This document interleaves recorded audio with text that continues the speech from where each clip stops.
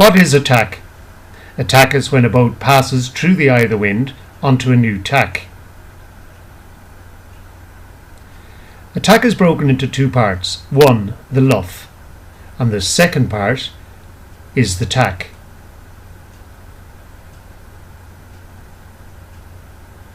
So what makes a bad tack?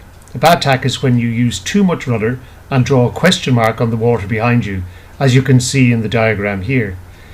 If you had done a good tack, you should end up where the arrow is pointing here now. Hi, welcome to our land drill on tacking. What I want to do is explain the position on doing a roll tack, as well as using the hands and in the right position. First of all, I'm going to talk about the tiller extension, where I'm holding it like a dagger. So in other words, I'm holding it across my body, and the reason for this is that I continue to play the main sheet. I have two hands to pull the main sheet in and out. The next is the main sheet. I always hold the main sheet with the thumb facing the body. The reason for this, again, is that it makes it easier to do the transfer from one hand to the other when I'm doing the main sheet or sail trim in and out. So now what I'm going to do is go through the tack. So what I'm going to do is put the boom in the middle of the boat, get the main sheet in, and I'm going to go through the maneuver of doing a tack. So the first thing we do is we look around. We look into the area we're going to tack and we make sure that it's clear. The next thing we want to do is remember that a tack doesn't really take place until the boat is going through the eye of the wind. So for the first period of the tack, we are actually luffing. So in order to make the boat luff, main sheet in full and tiller away slightly. The tiller only needs to go 30 degrees. While that boat is luffing, because we pull in the main sheet and we're pointing upwind, the boat will have a tendency to lean away from the wind. And this will help the boat turn into the eye of the wind. Once the boat has gone through the eye of the wind, now we need to lean back out on this side. So in other words, I hike out. What this does is bring the mast over on top of me and then allows the wind to come into the new side of the sail when we're on the other tack. What I then do is I move my back foot across the boat. I push the tiller extension and across the boat in front of me, like so.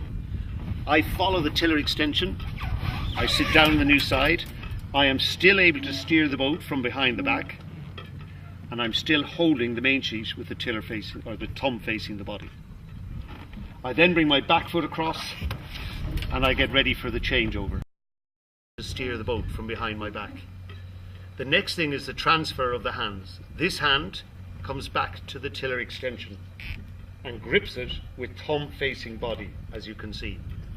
I then take this, let go of the tiller extension and bring this hand to the main sheet, letting go here. Again, thumb facing body, tiller extension comes under, and as you can see, I'm holding the tiller extension correctly.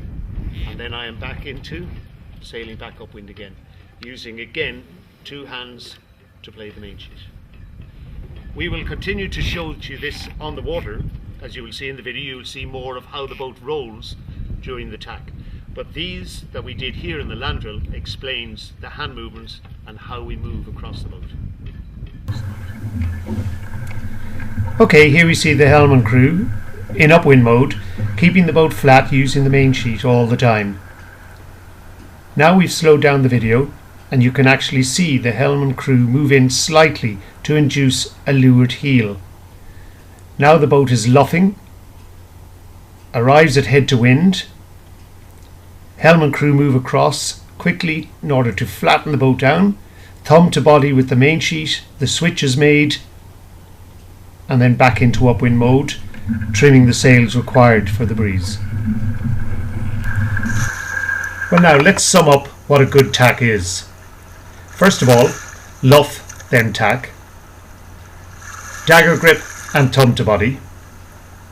Less rudder, and not to forget the roll. I hope this video explains a tack and that you will put it into practice in the future.